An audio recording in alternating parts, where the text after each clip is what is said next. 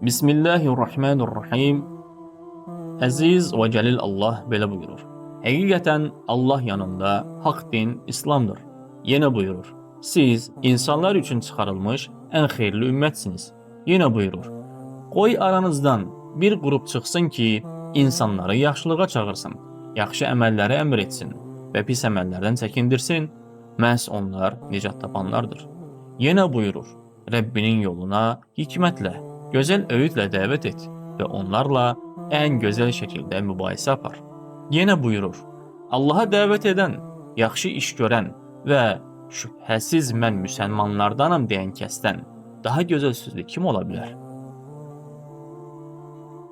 Bu ilahi çağırışlara cavab olaraq təsis etdiyimiz Nizamiye Mədrəsəsinin əsas qayəsi səlim İslam şüuruna malik cəmiyyətlərin formalaşmasına tövhə vermək, yolunu itirmiş və mənəvi xəstəliklərə düçar olmuş fərd və topluluqları islah etməkdir.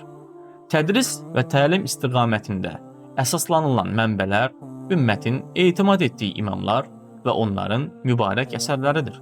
Buradakı ölçü və meyar isə şəxslərin deyil, qədim əhl-i sünnə üsulunun təsdiqlədiyi səlim əqidə, səhih fiqh və ülvi əxlaq prinsipləridir.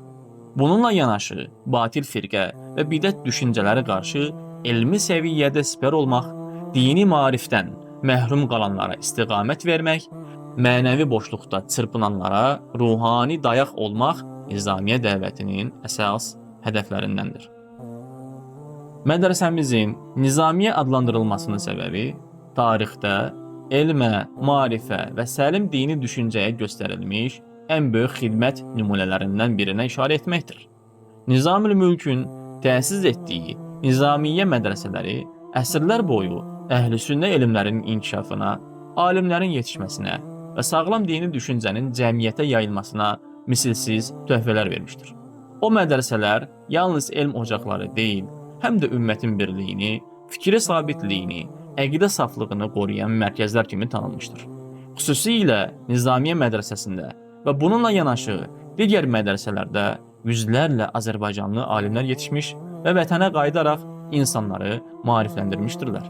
Həmçinin Azərbaycanda da bu mədrəsələr kimi mədrəsələr təhsil edilmişdir. Bizim mədrəsənin Nizamiye adını daşıması məhz o qədim və şanlı kökümüzə qayıtmağı və böyük mirasa bağlılığı, elmə və əxlaqa söykənən bir dəvət ənənəsini yaşatmağı, həmçinin dini tədrisin klassik üsul və dəyərlərini müasir dövrün ehtiyaclarına uyğun şəkildə canlandırmağı hədəflədiyimizi göstərir. Bu ad heç bir şəxsi və ya qruplaşmanı deyil, elə tarixən torpaqlarımızda mövcud olan elm, ədəb, əqidə saflığı və ümmətin birliyinə xidmət etməyi təmsil edir. Səy bəşərdən, tövfiq isə yalnız və yalnız Allahdandır.